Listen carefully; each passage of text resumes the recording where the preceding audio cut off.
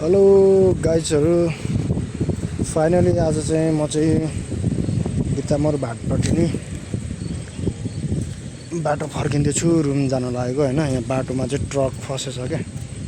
म चाहिँ भाटपट्टि काम गरेर फर्केको हैन। यहाँ चाहिँ यो बाटोहरु चाहिँ सबै हिलो छ के सबै। यो चाहिँ यो बनाउन नयाँ अब बनाउन खोजिरहेछ नि त बाटो खनेर सबै यस्तो गरेर राखेको थियो। अनि गाडी यहाँ ट्रक चाहिँ सामान लिएर आएको ट्रक जस्तो लाग्यो हैन। यहाँ चाहिँ यो फसेछ के सबै बाटो हिलो छ। यस्तो हिलो बाटो छ कहाँबाट छ गाडी यतिखेर रातिको बेलुका 7:30 भएको छ। यस्तो छ बाटो।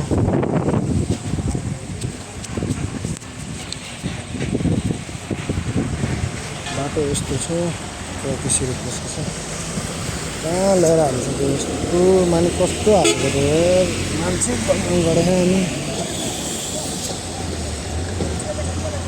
के हो बाटो त खत्तम छ त अनि फेरि अनि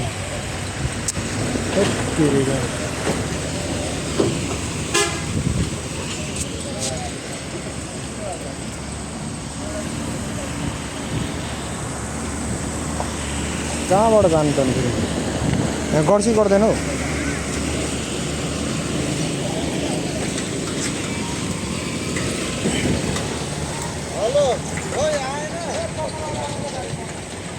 गाडी त पुरै फसेछ त यार।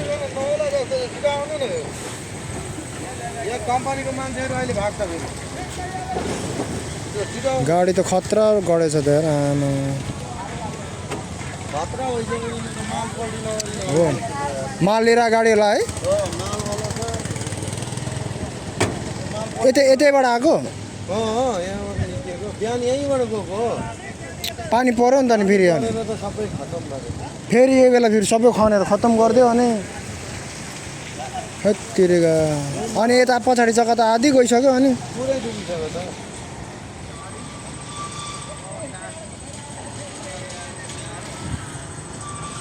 के त्यो तान्ने क्रेन बोलाएको छ कि ए यहीँबाट निकाल्ने?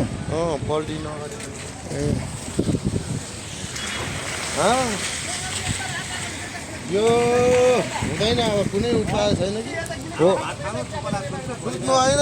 यो यतिकै रहनु होइन आधी आधी गर्दै गर्दै चक्का गर्दै गर्दै गयो भने पल्टिन्छ नि यो त। आज कति बाँकी छ